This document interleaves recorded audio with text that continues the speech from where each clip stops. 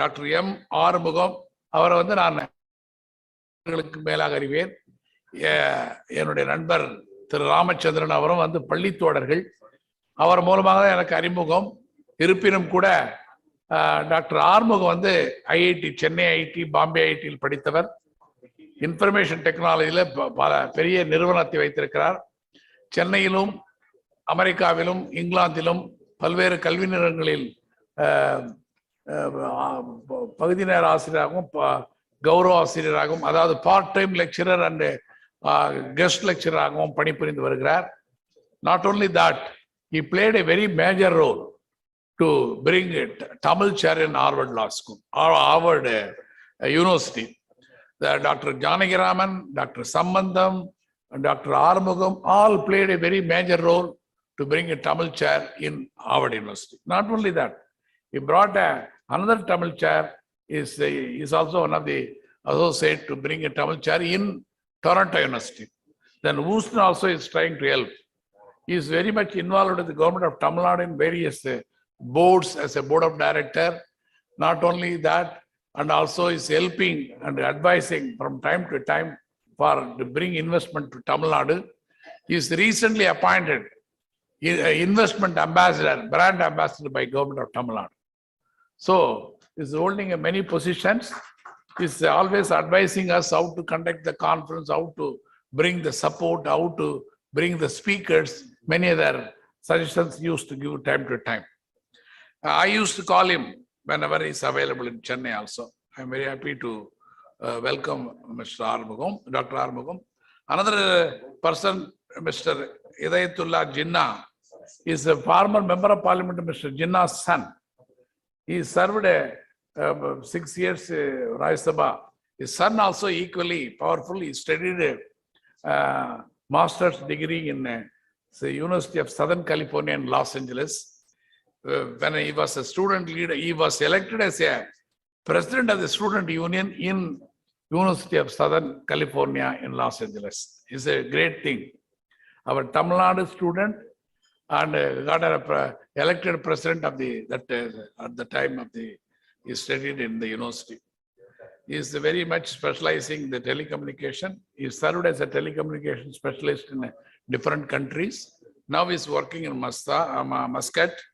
He will be joining through online. Another thing, Ramji Nadarajan, you know very well, he is an expert on travel industry. He was in Cathay Pacific, what is it? KLM. Then when he was in KLM in Kanimara Hotel, I know him personally.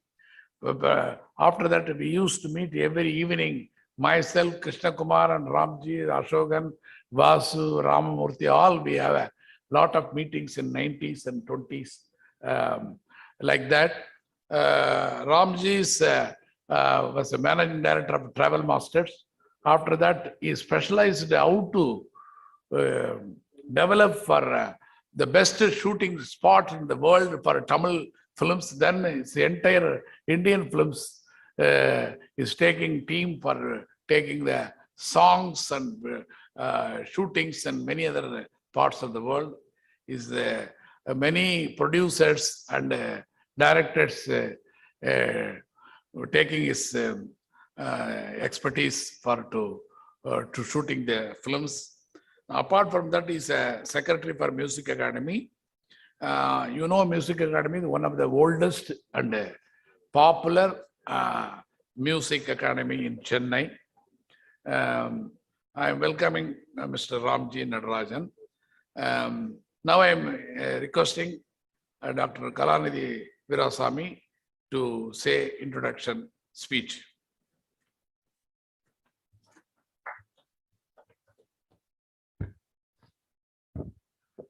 ஏற்கனவே இருந்த சேர்ல அனைவருக்கும் வணக்கம் அப்படின்றத சொல்லிட்டேன். திடீர்னு Dayanidhi Maran sir வர முடியாததுனால, அதாவது இப்போ யூஸ்வலா யாராவது வீட்டுக்கு போனீங்கன்னா திடீர்னு யாராவது வந்தாங்கன்னா இப்போ ஒரு உப்புமாவை கிண்டி கொடுப்பாங்க. அந்த மாதிரி விஆர்எஸ் சார் ஒரு உப்புமாவா என்னை இங்க இறக்கி விட்டுருக்காரு. சில சமயம் உப்புமா கூட கொஞ்சம் டேஸ்டா இருக்கும். பசி ரொம்ப இருந்ததுன்னா உப்புமா கூட டேஸ்டா இருக்கும். So I will try to do justice to whatever the chair we are going to be having. And இந்த 8வது உலக தமிழர் பொருளாதார மாநாட்டில் இந்த டாபிக் வந்து opportunities in information technology, mass media and film industry. அதாவது information technology, mass media, film industry அப்படின்றது எல்லாம் ஒரு கலவையாக போட்டு இன்னைக்கு அதற்கு உண்டான ஒரு பேச்சாளர்கள், ஆஃப்கோர்ஸ் வாசு சாரால் வர முடியவில்லை. பட் இந்த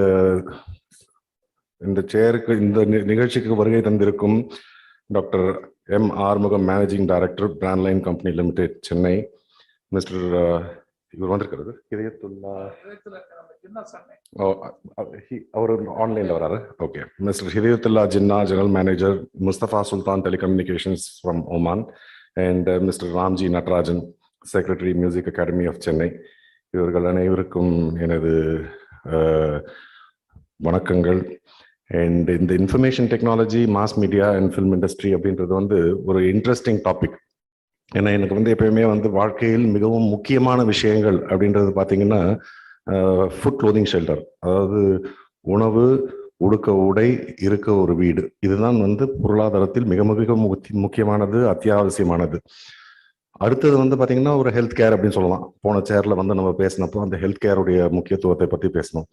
ஆனால் நீங்கள் வந்து போய் ஒரு ட்ரீட்மெண்ட்டுக்குன்னு போய் ஒரு பார்க்க போறீங்கன்னா டாக்டருக்கு ஃபீஸ் கொடுக்கறதுக்கு வந்து நம்ம நிறைய யோசிப்போம். ஆனால் அதுவே வந்து ஏதாவது ஒரு சினிமா படம், அதுவும் ரஜினி, கமல் மாதிரி வந்து ஒரு பிரியர்களாக இருந்தாங்கன்னா, அவருடைய ரசிகர்களாக இருந்தாங்கன்னா, பிளாக்ல வந்து 20 ரூபாய் டிக்கெட்டாக இருந்தால் 1000 ரூபாய் கூட கொடுத்து வாங்குறதுக்கு தயாராக இருப்பாங்க. ஸோ உங்களுக்கு வந்து உங்களுடைய உடலின் மீது இருக்கும் அக்கறையை விட உங்களுக்கு என்டர்டெயின்மெண்ட் அப்படின்றது எவ்வளவு ஒரு முக்கியமான ஒரு அங்கமாக நமது வாழ்வில் வந்துவிட்டது அப்படின்றது வந்து அது வருத்தப்பட வேண்டிய விஷயம் இல்லை. அதாவது உடல் நலத்திற்கும் கொஞ்சம் பார்த்துக்கணும். அதே மாதிரி நலம், உடல் நலம் அப்படின்றது வந்து மனநலமும் சேர்ந்தது தான் உடல் நலம். ஸோ அந்த விதத்துல வந்து இந்த mass media and film industry, இந்த இன்ஃபர்மேஷன் டெக்னாலஜி எல்லாமே வந்து நமக்கு வந்து இன்று ஒரு காலத்துல வந்து நமக்கு செல்போன்ன்றதே கிடையாது. இன்னைக்கு வந்து நீங்க பாத்தீங்கன்னா நியூஸ் பேப்பர் படிக்கணும்னா நீங்க நியூஸ் வந்து ஒன்லி த்ரூ நியூஸ் பேப்பர்ஸ். இன்னைக்கு வந்து ஒரு விஷயம் எங்கேயாவது உலகத்தில் ஒரு மூலையில் நடந்தால் கூட சோசியல் மீடியால அடுத்த நிமிஷம் நமக்கு வந்துருது. So in this fast-paced world where we have great communication, conventional media is losing its trend and we are moving more towards social media like Facebook, WhatsApp, Twitter. இந்த மாதிரி ஒரு தருணத்தில் இந்த டாபிக்ல வாட் ஆர் த ஆப்பர்ச்சுனிட்டிஸ், அதாவது நீங்க ஒரு சில ஒரு தசாப்தங்களுக்கு முன்னாடி பாத்தீங்கன்னா இன்னைக்கு இருக்கும் இந்த அமேசான், கூகுள், ஃபேஸ்புக் இதெல்லாம் வந்து யாரும் ஒரு பேரை கேட்டே இருக்க முடியாது. அவங்க எக்ஸிஸ்டே ஆகல. ஆனால் திடீரென்று பார்த்தால் உலகத்தின் மிக பெரும் பொருளாதாரங்களாக அவை வளர்ந்திருக்கின்றன. அந்த விதத்தில் இந்த இந்த துறையில் இந்த பொருளாதாரத்தை எப்படியெல்லாம் எடுத்து செல்லலாம் என்பதற்காக ஒரு சிறப்பு அழைப்பாளர்கள் வந்திருக்கிறார்கள். அவர்கள் உங்களுக்கு பல கருத்துக்களை சொல்வார்கள். அவர்களுக்கு என்னுடைய வாழ்த்துக்கள். நன்றி, வணக்கம். Now I am requesting Dr. M. Arumugam to present his speech. எல்லோருக்கும் வணக்கம். It's a pretty interesting topic. First of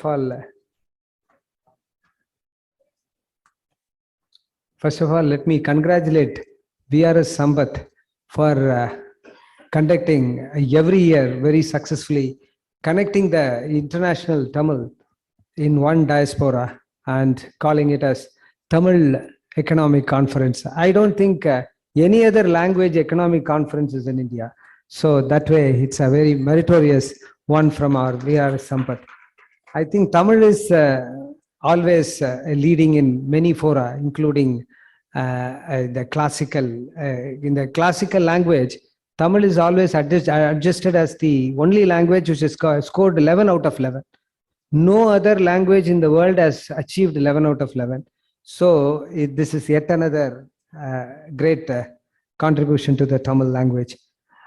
Well, this information technology and its opportunities are growing phenomenally. As the recent decades, it has come into a larger disruption. If you try to look at the 5 disruptions, these are the 5 disruptions that has changed the whole world. First one is the Kodak. You know, when I used to know Kodak in the early years of my travel to the US. Kodak is a company which can never die company. It is one of the 500 fortune companies. And this company has got assets and they have the, ability to stand any testing time. But Kodak started to fall in early 2000 is because of their disruptions in technology. They didn't adapt to digital technology. They have been always running behind the development of color photography, and they didn't adapt to it at all. That was the first disruption I have seen. Then the internet infrastructure. In the early days, I used to see people used to dig long trenches and they draw this optical fiber cables. I used to wonder, why do they do it? Why do they waste so much of money and disrupt traffic? What for it is all about? But then we understand this optical fiber, which is drawn around the world, has brought to the communication revolution, which is where your internet is born. So, second disruption. The third disruption is the business model. That is something which really attracts the whole world. They have created the Uber. You have cars, they around the world owned by different people, and your drivers, they work for their day-to-day running, and there is a system, there is a software product, there is a small interface which is an app which is being used by the consumers around the world, and they can access a car of their choice. And what happens, legacy travel companies started to find it difficult. They start running for Uber. So this is a disruption.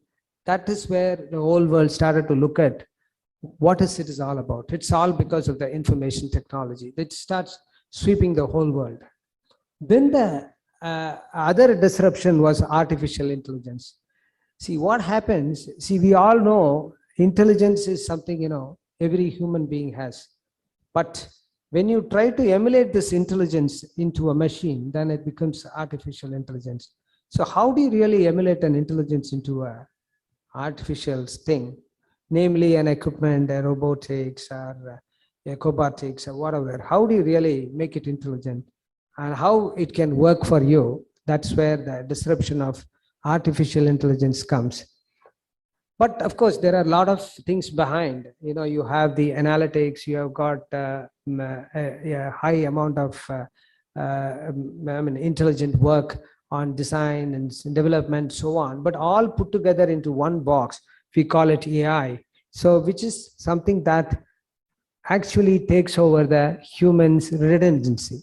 When you given 5 different questions to a boy, same kind of man, it can be a mathematics, it can be a physics or whatever. First question he answers immediately.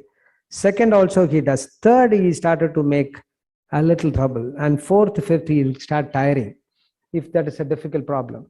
But in the artificial intelligence, you give 5 problems or 500 problems or 5,000 problems, it starts throwing up. So that is where the power of artificial intelligence. So where is it going to be replaced? It is going to be replaced in all redundancy. So redundancy is going to be completely out of a thing. Henceforth, you're going to see a world where there is something that normally a system can do. We don't need a human being. For example, earlier, you order a cup of coffee or you order a material, it's being delivered by the shop, or you walk into a shop and pick it up. Now, you just do it on an electronic media, and that, see, Amazon is not packing. Amazon, first it collects all the orders, and all the orders goes into a system, and the system decides, the AI system comes in, and it decides whether that material is available. If it is not available, that material is sourced, and it's packed, and it is moved through a robotic moving system. We call it micro robots, which will start moving and cluster it out to a packing end, and that gets packed and gets shipped. Everything is automated. So what happens is completely the human intervention, human interface is eliminated. That is what the IoT and artificial intelligence disruption. Now looking at the adaptation, how adaptations are happening. Adaptations are happening pretty rapid. In all this sense, it was slow. If you look at the picture next, you see, at this picture, if you see, the adaptation of a power steering took about 3 decades to adapt. You look at all those legacy technology, for example, a diesel engine has taken about 40 years to stabilize. But what happens with the smartphone? It just got adapted in about 5 years' time. Mobile phones are getting adapted in about 10 years' time. So the adaptability is becoming rapid. So where is the threat? Threat is the adaptability. So the human beings are getting adapted to systems so fast and so rapid. So if you look at this adaptation, we call it adaptation rocket. So why do they call rocket? The way it zooms and gets set on the human use is so rapid and it's so fast that it becomes mandatory. See, today, if you travel around the world without having a mobile phone, it becomes complicated.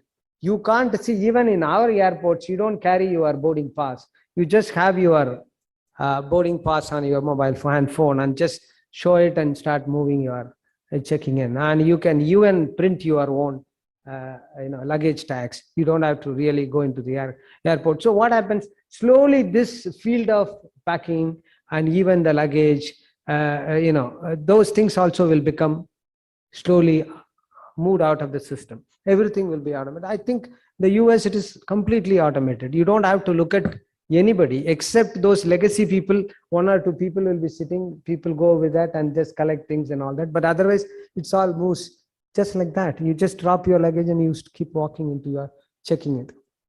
Things are becoming fast adaptation. So now going back to this, I just want to talk about it. So with this adaptation, you also simultaneously see a great revolution which is following. The first revolution called industry revolution, which is what people have been talking about largely today. The first revolution was started with from a simple mechanical system. We started moving into a steam applied system. Then from that was the first revolution. Then we started moving to an electrical motors. Electrical motors was first installed in the Cincinnati slaughterhouse. And that becomes the first revolution which created with motor based. Then what happens? We started to adapt your computers and your robotics and your host of IoT, everything which came into existence, which is called the third revolution. After the third revolution, it moves out to the fourth revolution. That is where we are today. So you may ask a question. There is already a third revolution. You have the robotics. Why would you have, what is that extending into the fourth revolution? Fourth revolution, we call all along robotics. Now we call cobatics, which says collaborative robots. Collaborative robots, what happened earlier when you work with a robot's movement and your movement has to be mutually planned. Otherwise, you may tend to hit. Now the cobots are, we exist along with a human being and it adjusts on itself. And it takes its own path. It doesn't need anybody to guide it through. It will just see that and it will go off accordingly. Then what is the second revolution? Second great thing, what I feel, the input of intelligence in everything. See now, whether we earlier forecast, actually we collect data from various points and the data gets cleansed and the data gets further updated, and then we pool all the data, we do a correction methodology, and finally we come to weather forecasting. But today it becomes so generative and automated. In the sense, the moment a data is absorbed, it's all absorbed through an IoT system. So the system absorbs the data and it plans, it runs its own routine, and it says even the forecast is being published around the world without a human intervention. Earlier, it's all human driven, so it becomes automated. So now, if you see a Mercedes a manufacturing plant, I went recently, the entire plant, all they do is a couple of guys comes and marks the number of cars that they want to produce and the type of the cars they want to produce. Just key in those numbers and the type of cars they want to produce. then it gets packed and moved out of the system. There is no human intervention. Every part is going through this. This is the industry 4th generation, which is going to come into the whole world. Now, nearly about 85% of the production in Germany is based on industry 4.0. America is moving towards 68%. China is moving towards 70, but we are far behind. We are not adaptive. That is where we are now taking steps to get into this 4th generation. So this is another disruptive technology which is going to sweep the whole world. Now, if you look at the kind of disruption that is massively happening in various industries, you look at media, the disruption is 72%. See, I still remember when I first went to, I just went for a WHO plenarium at Geneva. It was in 98. I started to see ads everywhere, Lee Thames, everywhere there is a newspaper which is going to be released called Lee Thames. When Lee Thames was released in 1998, which was about 6 months earlier to Google and 6 years earlier to your Facebook. This newspaper came into Switzerland, which is a very famous newspaper, and it was headed by one of the top media baron and started to progress. It bloomed into a great newspaper, and their ad revenue was 32% in that point of time. Today, it is dwindled down to in single digits. They came into about 8% and 6%. It's fluctuating. Where is this ads have gone? It's all gone into the space of your Google, Facebook, and electronic media. Electronic media completely taken it. How is it this happened? The disruption happens how? This has happened just because the number of the users, namely the mobile phones, smartphones, and your iPads and so on, is started growing up. And in a very recent survey says in the United States, about 10 hours, 30 minutes, every adult in the US is working on digital computing. So the whole media industry is able to understand where is the population, where is the buying population, which is all populating towards the iPads and mobile. So it's becoming more on internet revolution. So the disruption is start moving towards catching this market. So these media industries are slowly dropping down. See, you know the story. When television came, it didn't camouflage radio. Still radio was available. But every internet came, it did not stop television or radio. Still it exists.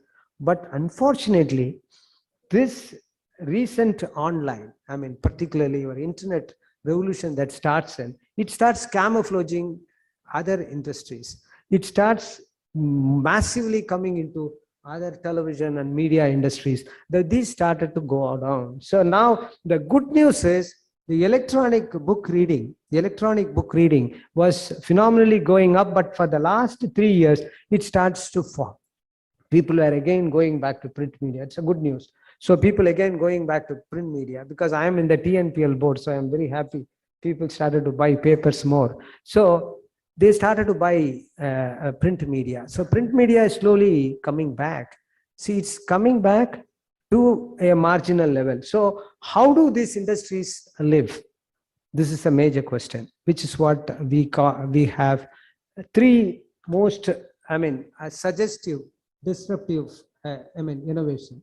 Get clear about the business you are in. See, people must have a clear plan as to what kind of business you are in, where exactly you can automate and change your business policies and the governance for your business so that it really gets better. Understand the disruptors' advantage. See, mainly we don't go into the disruptors' advantage. That's what the Western media is doing. Western media world is started to look at what kind of a mitigation that they are doing. There is a series of meetings that are going on, but in the rest of the world, it is a fight between two media companies. Two papers are fighting each other without realizing there is a third person came and steal their whole wealth. But I wanted a coordinated approach to really stand beyond, because still people have the habit of reading during the weekends. This is accepted all over the world. They don't go into the media. They don't go into the electronic media at all. They all want to read printed form during the weekends. So how really we have to serve? That is another strategy that media should really take it up. So there should be the ear should be always on the ground. We must start understanding the environment and try to go ahead. I will then talk about how media turn give a disruption to competitive advantage. See, really you got to move into a competitive advantage. So I would suggest media to adapt complete sales automation. They got to have a lot of sales automations to be done. In India, we don't do that at all. That is one reason the media is not being able to really survive the onslaught of the existing system. Second is a great advertisers relationship. But we still feel that electronic media is going to take you, but not that electronic media. Sometimes the paper carries a lot of value.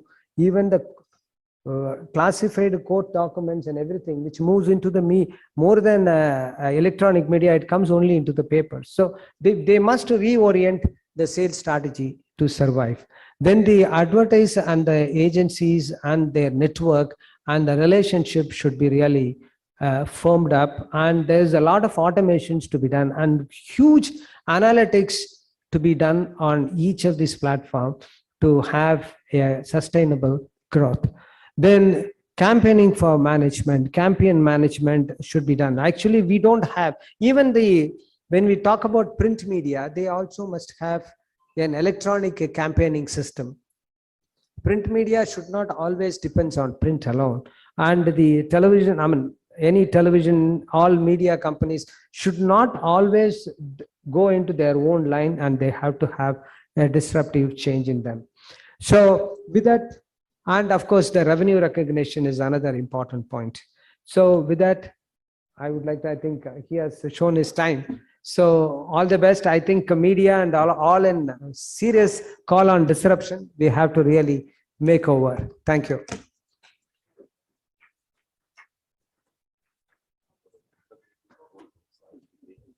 Thank you, Dr. Armugam. He is giving a wonderful speech. Sir, one minute, group photo. Sir, photographer, come. Or if he wants to go urgently, you can take one group photo. Yes.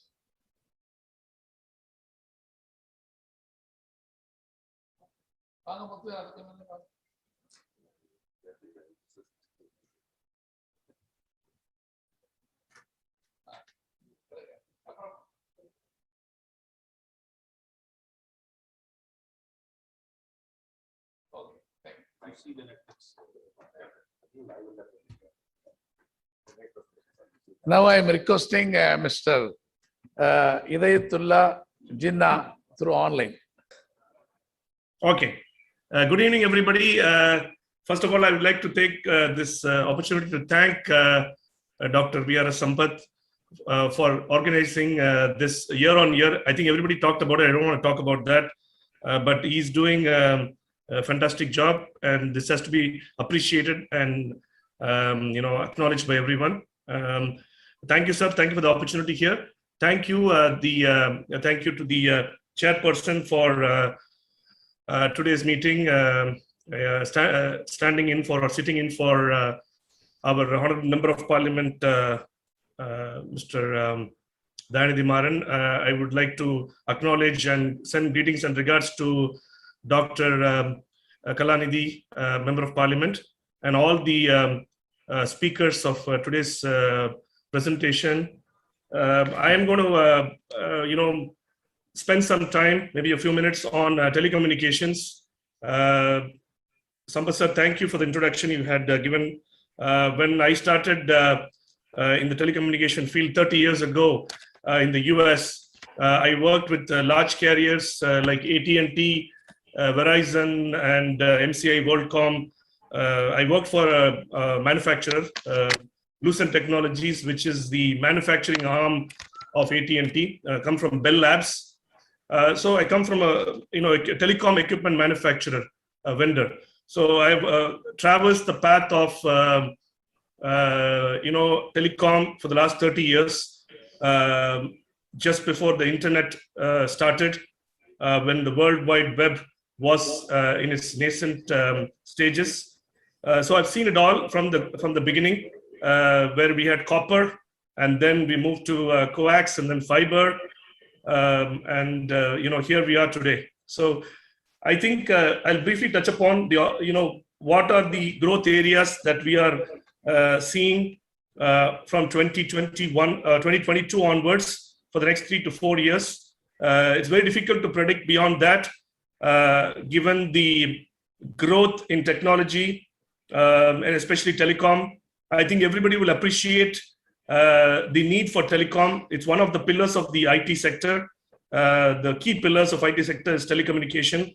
I think everybody is aware the pandemic really gave an opportunity for everybody to understand the importance of telecom infrastructure, which should be solid in nature.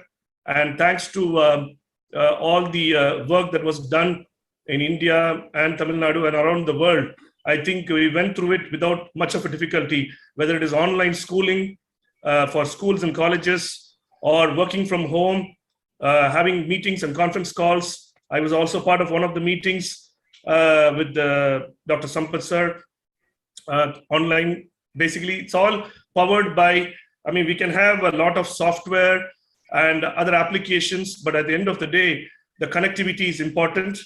We are connected. We are a connected world now, more so than ever. So I think we are going to see huge opportunities coming up in the next 3 to 4 years. The pandemic pushed back some of the growth of 2020 and 2021, and now we have to make up for that. There's a lot of job opportunities. There are a lot of opportunities for people in the entire IT and telecom sector. So I'll talk about a couple of areas where I see a huge opportunity that is available, and I think we should take advantage of it. Our present Chief Minister, Honorable and beloved Chief Minister of Tamil Nadu, is actually adopting some of these. Like he started a dashboard to monitor real-time activity so he can make decisions faster. A few days ago, everybody would have seen that. So Tamil Nadu is leading from the front in terms of digitalization. We mentioned about, I think when the medical forum I was sitting, and one of the doctors mentioned that Google's, Sundar Pichai's Google is giving a lot of suggestions. There are goods and bads about it, but overall, yes. And Sundar Pichai is again from Tamil Nadu. So that's another proud opportunity for us, proud moment for us. But I will talk about telecom opportunities and growth from 2022 and beyond. I think the first thing that comes to my mind, where the biggest opportunity is going to be in 5G. It took us a while to get us adapted to 4G LTE, basically, or voice over LTE, VoLTE.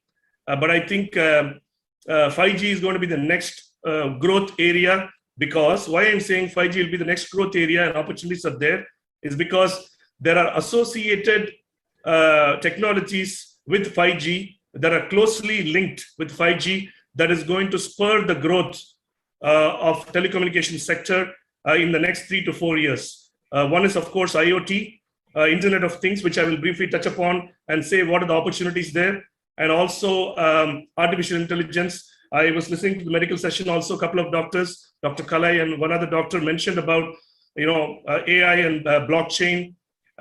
So I think there is a huge opportunity. So 5G, if I talk about 5G, 5G has also taken a while to happen around the world, even in the US, where things, are pretty advanced in terms of technology. It took a while for, in US also, for 5G to take off.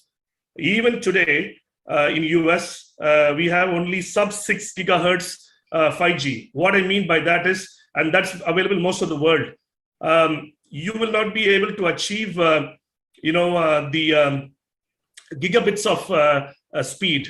Right now, we are using Mbps for the maximum speed that you can achieve on a mobile phone with 4G LTE. is probably around 30 or 40, or maybe max on a test bed is about 100 Mbps. You can go into the lab maybe 200 Mbps. But then 5G was supposed to give about at least 10 times the theoretical speed. So you can see 5G will be lightning fast. But is it truly lightning fast? We have to wait and see, because the availability in 2022 and beyond will be limited only to sub 6 gigahertz. Even in India, I think we're getting ready to taste 5G in the next year or so. That is a huge opportunity there for 5G, devices, 5G networks. It's going to happen. It's reality, but only sub 6 gigahertz. So what is above sub 6 gigahertz is the wave or the millimeter wave. But millimeter wave, I would say it's not yet on the cards. It will take a very long time for it to be reality, because you need to install a lot of towers. The penetration on the radio waves will be very less unless you install a lot more towers. The infrastructure will take a long time to get it done. Even in the US, they are not so successful on wave. So 5G will happen in India, and it's going to be phenomenal. There's a lot of opportunities there. And associated with 5G, it's going to be the next big thing, which will be IoT and artificial intelligence. I will touch upon IoT briefly, and then I will come to cloud computing and AI. See, what will happen is, if you look at IoT has always been there, but now it's become more relevant, more prevalent. And it's going to make life easy for us. So what is IoT? It's Internet of Things. So basically, in very simple terms, if you look at IoT, I am actually driving the IoT business. I'm in Oman right now, and I'm pushing forward. We are one of the front runners in my company. I'm pushing forward the IoT growth. And if you look at IoT, you basically, it's a sensor that is attached to any device. Any device can be made smart or intelligent if you attach the sensor. And then it talks to a gateway. We can collect data automatically. And for that, you need a network that is reliable, fast, low latency. 5G can offer that, but then you don't need to go on and to have a very fast network for that.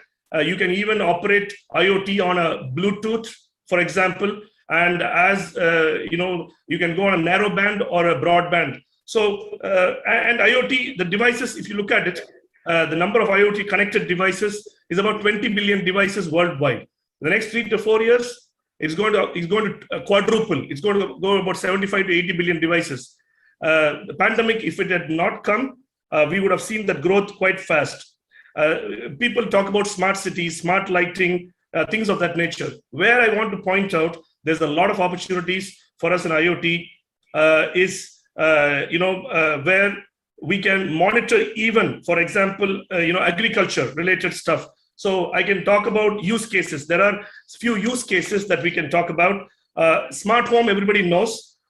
You can have a smart access control. So before you go to the house, you can, the smart devices are such that before you reach home, you can tell your coffee maker through your app in the mobile phone to turn on the coffee maker. So by the time you reach home, your coffee is ready. You can have the air condition turned on by the time you reach home through your voice over, voice using the app. These are small things for smart homes. Then there's smart city, but I think this is where the things will start kicking in Tamil Nadu, for example, or in India for that matter. I think parking meters, that can be, I think some of the initiatives are already being taken by the government of Tamil Nadu under our strong leadership of our chief minister. But parking meters, you can be automated. Electricity meters, you don't need to go. We have installed electricity meters here where the meter reading is automatic. You're just going to have these sensors attached to the electricity meters, and the electricity reading will automatically go into the central server, and your bills will be generated. So you don't need people to go into your houses and take readings. This is another area. Traffic control, smart lighting. You can save a lot of electricity there. Waste management, public safety surveillance. These these will constitute, and these are all IoT driven applications. It will encourage and enhance our leadership position. If you look at Tamil Nadu as a state, India as a country, I think we can keep it up with the growth the other US and European countries are going through. Then there is, agriculture. You can even have drip meters in the farms where, based on the moisture, the sensor can be set up in such a way, if the moisture level goes below a certain point, then the water starts dripping. So you don't need to put water all the time, 2 times a day or whatever. You can save electricity, you can save water, you can look at crop yield monitoring, you can look at crop storage monitoring, soil and nutrient monitoring. These are powered by IoT. So, and these are realistic things that we have to adapt and use, because I think our Chief Minister's vision is basically, let me look at real-time data, let me look at real-time information to make decisions, good decisions, and efficient and quick decisions. So I think if we do these kind of things, we're going to save money, we're going to save a lot of manpower, chasing around, and incorrect data can be avoided. People will not get into, any issues. If your electricity meters are IoT driven, there will not be any disputes with, bills, etc. Yes, of course, there is a growing, curve, but definitely we are in the forefront of technologies. We have a lot of data centers in Chennai. Chennai is one of the leading data center cities in India. I think it's the third largest, city in India. Why we need data centers? We have a lot of, cloud computing nowadays. So what is cloud? Data is stored elsewhere. You don't need to invest in hardware. So I think we need to take advantage of this. IoT and is definitely going to help us if we have data centers already established, and we have a good data center capabilities in Chennai. I can talk on and on about IoT and the use cases in all these areas, and there is endless there. So next is, we are talking about mobile technologies. We have a good penetration in broadband, especially everybody will appreciate why we need a good broadband, fixed broadband connection at home. I'm not talking about mobile. I'm talking about fixed line broadband at home. I think that is definitely, we need that. And the penetration is about 60%, but I think the rural areas are still yet to get more penetration. I think the government, they can move into that. And I'll conclude with it, sir. The last one I want to talk about, I have done, whatever I can say. There's a huge opportunities in all this, but we need to invest in infrastructure. There is a lot more infrastructure development and infrastructure investment that is required. A lot of opportunities are there in the next 3 to 4 years. We should take advantage of it. They talk about telemedicine. All that is possible with a solid infrastructure in telecom. I think the Tamil Nadu government and government of India, I think we need to get this going, especially in Tamil Nadu. I think we are on the forefront of technology. Let's take advantage of it. I request our members of parliament and other dignitaries, to work closely. In short of time, I would like to actually go deep dive into more of these. But if we need more of this in deep dive, I'd be more than happy to come over and offer in-depth information about all the new technologies and the growth areas and opportunities that are available in the telecom sector. Thank you once again for the opportunity, sir. And I hope we can take advantage, and Chennai and Tamil Nadu can be in the forefront of the technological and telecom growth from 2022 until the next 3 to 4 years. Thanks. Thank you, Mr. Idayatullah Jinnah. You've given a wonderful presentation of investment and business opportunities in telecommunication, locally, internationally.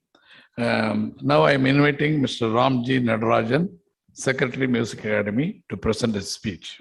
Good evening, everybody. Thank you, Mr. V.R.S. Sampath, for giving me this opportunity. And thank you all. I'd like to thank all the distinguished guests on the podium, off the podium. Well, when I was asked to give a talk, I was kind of pinching myself, and what am I going to talk? Earlier, I listened to a distinguished person speak about medical tourism, cultural tourism, and so many such things. I'm going to talk about my life and how I came about film tourism. உங்களுக்கு அது எப்படி சொல்றதுன்னு தெரியல. How this whole thing started itself is by accident. When I was a school kid, I was the worst student in the school. 50 பேர் எங்க class இருப்பாங்க. நான் அந்த 45லேருந்து 50க்குள்ள அந்த ரேங்க்ல தான் நான் வந்துட்டே இருப்பேன். ஒரு வருஷமும் நான் பாஸ் ஆவேனான்னு எங்க அம்மா போகாத கோயில் கிடையாது, பார்க்காத ஜோசியர் கிடையாது. அப்படியே அவங்க வந்து ரொம்ப ஒரு மதரோட ஆதங்கம் தான். ஏன்னா அவன் பையன் வந்து மற்ற பசங்கள்லாம் எங்க ஃபேமிலியில பிரமாதமா படிப்பாங்க, எல்லாம் ஃபர்ஸ்ட் ரேங்க் செகண்ட் ரேங்க் எல்லாம் சொல்றச்சே எங்க அம்மாவுக்கு வந்து அப்படியே ரொம்ப குறியிடுவாங்க. பட் எனக்கே புரியல ஏன் வந்து why I was not able to perform. But எவ்வளவுதான் நான் படித்தேன், எனக்கு கிட்டத்தட்ட ஸ்கூல் கிளாஸை விட எனக்கு டியூஷன் கிளாஸ் ஜாஸ்தி. இன்ஃபேக்ட் எங்க வீட்டுக்கு வர ஒரு வாத்தியார் வந்து ஒரு நாளைக்கு வந்து அவர் பையன் வந்து IAS பாஸ் பண்ணிட்டான் அப்படின்னு சொல்றச்சே எங்க அம்மாவால ஏத்துக்கவே முடியல. பாராடே, அவர் வாத்தியார் உனக்கு வந்து சொல்லி கொடுக்குற, அவர் பையன் வந்து IAS பாஸ் பண்ணிட்டான், நீ எல்லாம் எப்படிடா உருப்பிடுவ அப்படிங்கிறச்சே. சரி, ஓகே. ஆனா அட் த சேம் டைம் நம்ம ஜெயிக்கணும், ஏதாவது பண்ணணும் அப்படிங்கிறச்சே. ஸோ இந்த மாதிரி ஒரு சிச்சுவேஷன் இருக்கிறச்சே what happened was I scrape through my school. I then went to my college. Again I was a failure in college. என்னடா அது, ஒண்ணுமே என்ன பண்ணாலும் அந்த கணக்குங்கிறது மண்டையிலேயே ஏறல. நம்பர்ஸ் வந்து என்னால count பண்றச்சே, even simple numbers I will not be able to count properly. I used to make basic mistakes. 75 plus 25 நாக்க 19 போடுவேன். அது ஏன்னு கூட எனக்கு ஒரு 2 மணி நேரம் கழிச்சு தோணும் அது எப்படின்னு. ஸோ அந்த காலத்துல வந்து டிஸ்லெக்சியாங்கிறது யாருக்குமே தெரியாது. So now they found out I was dyslexic with mathematics. But in those days I was called a dunce. But nevertheless I was always a spokesman. எதுலையாவது ஒன்றுத்துல நம்ம எக்ஸல் பண்ணணுன்ட்டு. அண்ட் ஆல்சோ அந்த கொஞ்சம் ஸ்மார்ட்டாகவே இருப்பேன் இப்போ. ஸோ அப்போ வந்து எங்க அப்பாவோட ஃப்ரெண்டு நடிகர் நாகேஷ் ஒரு நாளைக்கு எங்கேயோ பார்க்கறச்சே சொன்னாரு, பையன் நல்லா வாட்டா சாட்டமா நல்லா இருக்கானே, ஏன்பா நீ ஹீரோவா நடிக்கக்கூடாதா? சரி, ஓகே இந்த வழியா. இன்ஃபேக்ட் இப்போ காலேஜ் படிக்கிறச்சே கூட வந்து there were only 4 professions in those days. இப்போ மாதிரி கிடையாது. ஒன்று doctor, engineer, lawyer or chartered accountant. இது 4த்துல நீங்க குவாலிஃபை பண்ணலன்னாக்க, இன்ஃபேக்ட் மை மதர் என்ன பண்ணாங்க, ஸ்கூல்ல வந்து என்ன வந்து இவன் உருப்பட போறது இல்லை, இவனை வந்து ஒரு ஷார்ட் ஹேண்ட் அண்ட் டைப்பிங் இன்ஸ்டியூட்ல சேர்த்து ஒரு குமாஸ்தா வேலையாவது வாங்கி கொடுத்துடலாம் அவனுக்கு எப்படியாவது. அப்படியே மொல்லமா ஏதோ ஒரு கம்பெனி, எங்க ஃபாதருக்கு இன்ஃபுளுன்ஸ்லாம் இருக்கு, அதை வச்சு ஏதாவது ஒரு வேலையை வாங்கி கொடுத்தானாக்க எங்கேயோ ஒரு பொத்திட்டு you will come up. So then what happened was, so again when I went into film field. I worked hard in the film field for 7 years. I acted in about 20-25 films. Again I was a failure there. So இந்த டயத்துல வந்து என்ன பண்றதுன்னு தெரியல. ஏதாவது ஒரு வேலை பண்ணணும். எந்த வேலை கொடுப்பாங்க? நமக்கு ரெண்டு விஷயம் பிடிக்கும். ஒண்ணு வந்து நல்லா சாப்பிட பிடிக்கும், விதவிதமா நிறைய ஹோட்டல்ல போய் விதவிதமா சாப்பிட பிடிக்கும். இல்ல அப்படின்னா நிறைய ஊரை சுத்தி பார்க்க பிடிக்கும். இது ரெண்டுத்துக்குமே ஒண்ணு பணம் வேணும். இல்ல அப்படின்னா நீங்க ஒரு நல்லா சாப்பிட பிடிக்குன்னா ஒரு ஹோட்டல்ல வந்து 5 ஸ்டார் ஹோட்டல்ல ஒரு வேலை கிடைச்சிச்சுன்னா டெய்லி உங்களுக்கு நிறைய ஃபுட்டு சாப்பிடலாம். இல்ல ஊரை சுத்தி பார்க்கணும்னாக்க ஓகே, ஒண்ணு நிறைய பணம் இருக்கணும். இல்லைன்னாக்க ஒரு டிராவல் கம்பெனியில சேர்ந்தானா, இல்ல அப்படின்னா ஒரு ஏர்லைன்ல வந்து ஒரு ஸ்டூவர்டாவோ ஒரு பர்சராவோ சேர்ந்தானாக்க பல நாடுகள் போயிட்டு வரலாம் பணம் இல்லாம அப்படின்னு சொல்லிட்டு. So I joined a travel company.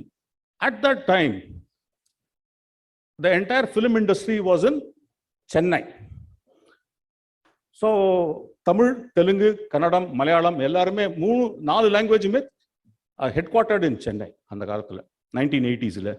அப்போ நிறைய ஃப்ரெண்ட்ஸ் வந்து எனக்கு ஹெல்ப் பண்ணாங்கிறதுக்காக, ஓகே இந்த பையன் கஷ்டப்படுறான் சொல்லிட்டு நடிகர் சிரஞ்சீவி மெகாஸ்டார் அண்ட் அவரோட brother in law Allu Aravind, very big producer, and director K Raghavendra, 3 பேரும் ஒரு நாளைக்கு என்னை கூப்பிட்டு, ராம்ஜி நீ ஒரு டிராவல் கம்பெனியில் இருக்க, எங்களுக்கு வந்து சிங்கப்பூரில் ஷூட்டிங் பண்ணணும், இது 1987. நீ இதை வந்து எனக்கு செஞ்சு கொடு, ஓகே, உனக்கு ஏதாவது ஒரு பெனிஃபிட் பண்ணி கொடுக்குறோம். உடனே சரி, இது ஒரு நல்லா இருக்கே ஒரு ஐடியா அப்படின்னு சொல்லிட்டு சரி இதுக்குன்னு போய் ஒர்க் பண்ணி சிங்கப்பூரில் எனக்கு ஒரு போனஸும் கொடுத்தாங்க. அந்த படத்தில் ஒரு வில்லன் ரோலை உனக்கு தரோம், நீ வந்து மார்னிங் வந்து அந்த சீன்லலாம் வில்லனை ஆக்ட் பண்ணு, ஃப்ரீ டயத்துலலாம் உட்காந்து இந்த ட்ராவல், ஹோட்டல், சாப்பாடு, டிரான்ஸ்போர்ட்டு இதெல்லாம் நீ பார்த்துக்கிட்டு கரெக்டாக பண்ணு அப்படின்னா.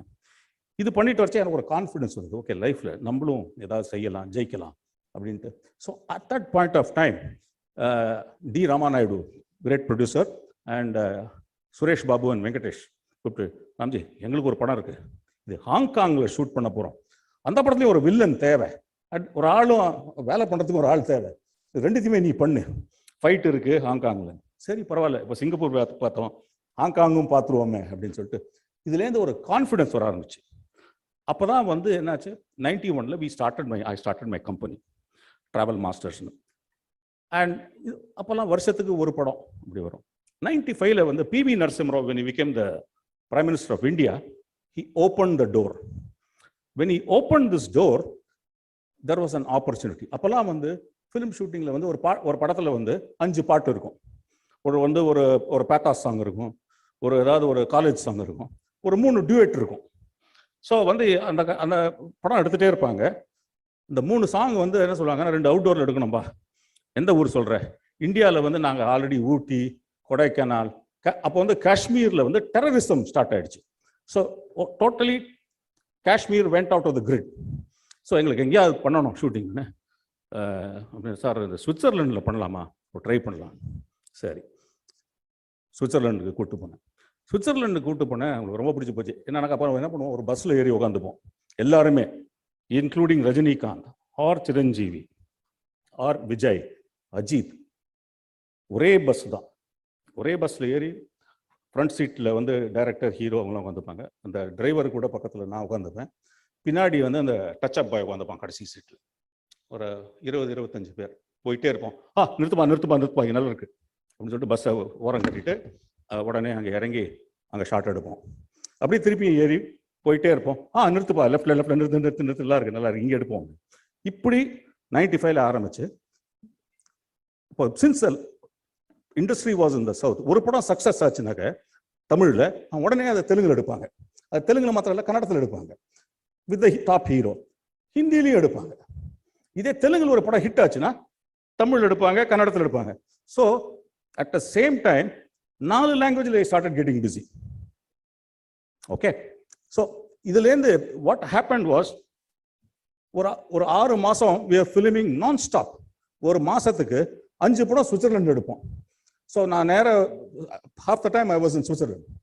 So by the time it reached November, ப்ரொடியூசர்ஸ்லாம் வந்து என்னப்பா அது, இப்போ சுவிட்சர்லாண்டில் ஒரே ஸ்னோ வந்து போச்சு, ரொம்ப டல்லாக போச்சு, லைட் இல்லை, இப்போ நாங்கள் வந்து எங்கேயாவது புதுசாக ஒரு இடம் கண்டுபிடி அப்படின்னா. 95 அப்போ இன்டர்நெட்டு, கூகுள் எதுவுமே கிடையாது உங்களுக்கு. ஸோ அப்போ வந்து somebody told me, okay, New Zealand and Australia have reverse climate. So உல்டா கிளைமேட். உல்டானாக்கா இப்போ உங்களுக்கு summer starts in October, November, December, January, February, March. So I said, okay, I thought, okay, why not I go there and start doing this? So I took the visa, I went to New Zealand. I had no idea what I was going to do tomorrow. So first thing when I met my coordinator there, I said, okay, take me to a bookshop. ஒரு book ஷாப்பில் போயிட்டு ஒரு அந்த pictorial books இருக்கும். So ஒரு 20-30 வாங்கினேன். ஒரு $200-300 I invested on that. Very heavy. அதை எடுத்துக்கிட்டு பார்த்த உடனே என்னடா அது இவ்வளோ அழகாக இருக்குது இந்த ஊர் அப்படின்னு சொல்லிட்டு அதை எடுத்துகிட்டு இந்தியாவுக்கு வந்துட்டு நேராக ஒரு ஹீரோ, ப்ரொடியூசர், டைரக்டர்கிட்ட போய் இந்த ஜவுளி கடையில் படம் எடுத்து போடுற மாதிரி புக்கெல்லாம் எடுத்து பிரித்து போடுவோம். பிரித்து போட்டு என்னப்பா அது ரொம்ப அழகாக இருக்கேப்பா, சூப்பராக இருக்கேப்பா, எங்கப்பா அது, சரி யார்ட்டையும் காமிக்காது, இந்த லொக்கேஷன் நம்ம பண்ணுறோம், இன்னொருத்த வந்து இந்த லொக்கேஷன் நம்ம பண்ணுறோம் அப்படின்ட்டு பார்த்தா starting from October I started taking people to New Zealand. So as this was going on, so I had all the 12 months covered. So either it was Switzerland or New Zealand. Then the producers and directors got adventurous. Yo, எல்லாம் எடுத்தாச்சுப்பா, புதுசாக எதாவது பண்ணலாம், வா. சரி என்ன பண்ணலாம் sir, Australia போகலாம். அப்போ தான் வந்து முன்னாடி தான் we had done one film, Indian. So வரிசையாக ஆஸ்திரேலியாவில் வந்து ஒரு இடமா நாங்கள் ஃபினிஷ் பண்ண ஆரம்பித்தோம். ஸோ இது பண்ணிட்டே வரச்சே தென் this is 90. So, but what happened is the trend keeps changing. I am in the film field for more than 40 years now, as an actor and as a line producer today. So what happened was, I have to change. Cinema can be the worst field. It is it has no courtesy or anything for that matter. It's not like a job or something where you start working and you move up the ranks and retire. Inge vandu you are good today, not good tomorrow. You are only recognized by what you do today. அன்னைக்கு நான் அந்த காலத்துல நான் அதெல்லாம் பண்ணேன்னா சரிப்பா அது right, இப்போ என்ன பண்ண போறீங்க சொல்லுங்க முதல்ல. So as the trends keep changing, I kept changing myself. And when I kept changing myself, and நமக்கு வந்து my company started growing, then I made one of the biggest blunders in my life. At the age of 53, I almost went bankrupt. One wrong decision, not because of films, because I did something else in some other sphere. So ஒரு 53 வயசுல ஒருத்தன் வந்து ஒரு பெரிய ஒரு failure எனக்கு I have seen my father happening to my father and many other people. They freeze. என்ன பண்றதுன்னு தெரியாது. ஸோ இருக்கிறத வச்சு எப்படியாவது மேனேஜ் பண்ணி வெளில வந்துடணும். Then my wife told me, don't worry, you are always a fighter. You started with nothing. Doesn't matter. You try something. அப்பதான் வந்து I got a call from one of my friends and producers. By this time I had lots of friends and well-wishers and things like that. அப்போ வந்து his name is Shobhanadri Yarlagadda, Shobun. He was making this film Bahubali for Rajamouli.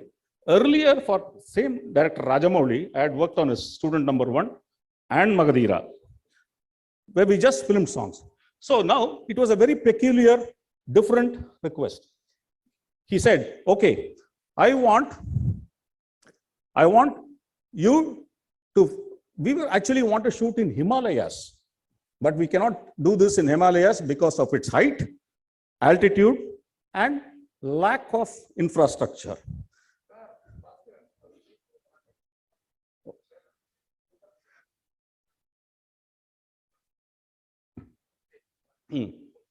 Okay. Because of this, what happened was, I took Bahubali and created India and Bulgaria. So Bahubali changed my life again. When Bahubali happened, it became a pan-world success. And when this happened, they again, I got a call from Shah Rukh Khan's office. We want to do this movie. Then I took them to, what do you call this, Bulgaria, Dilwale. And then we made this song in Iceland, which took about 400 million hits. Okay, now, then again my life changed during COVID. Everything came to a standstill. Despair, doom, death, and devastation. So, sorry, in the COVID, I am now 62. இப்போ நம்ம ஜெயிக்க முடியும். So what do I do? ஏதாவது பண்ணோம். அப்பதான் வந்து I got a call from Netflix. They said, your life is very interesting. We want to make a documentary on your life. So Netflix made a documentary on 25 people in India, and one of it was my life. Okay, I thought of myself. They said, why, if Netflix can, find something interesting, why can't I find again at 62, I can still win.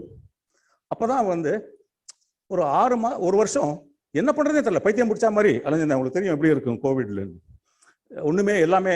அப்போ வந்து but I still was travelling around the world, எல்லாமே ஜூம்ல. My office became my phone. Phone was my office. And then at that time, I got this call from Director Rajamouli. He said, I am stuck. I want to do something with RRR, the movie which is going to release on 7th. We want to do something very big. Enga pandradhunu therilla. Then I told him, we can do it in Ukraine. And I moved them to Ukraine. For 40 days we were there, out of which 28 days we filmed.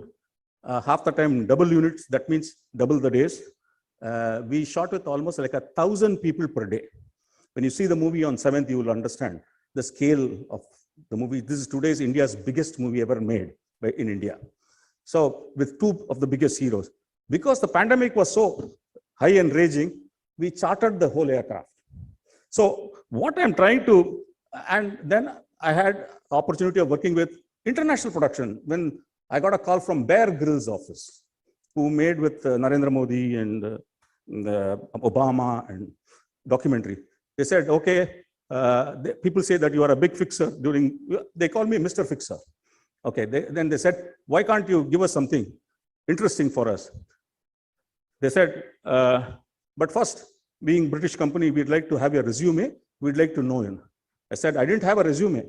I said, I just sent, they made a documentary on my life on Netflix. I sent them. Very next day, they awarded the contract to me. So I took Bear Grylls to Serbia for another 40 days with Ranveer Singh, all during this pandemic. And then again, RRR.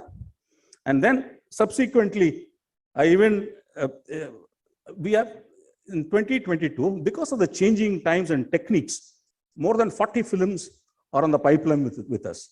So all that I'm trying to say now is the take on what I have come to say. Everyone can be a winner.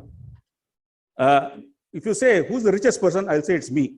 Because the kind of experience I've had, nobody will ever have. I traveled to 140 countries. I worked with 3 generations of actors. The only person I didn't work with is MGR. I worked with Shivaji Ganeshan, Rama Rao, Nageshwara Rao, and 3 generations below. And I filmed in 75 countries. And I'm 62 years. And I feel that age is just a number. I'm 62 years young. Thank you very much.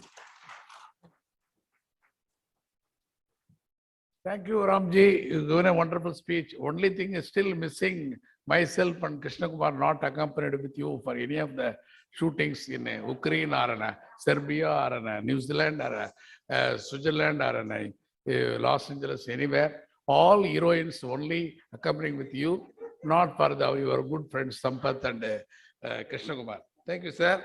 We are all enjoyed about the Ramji speech. Now concluding this session, I am inviting the Honorable Justice Vallinayagam to honor all the guests.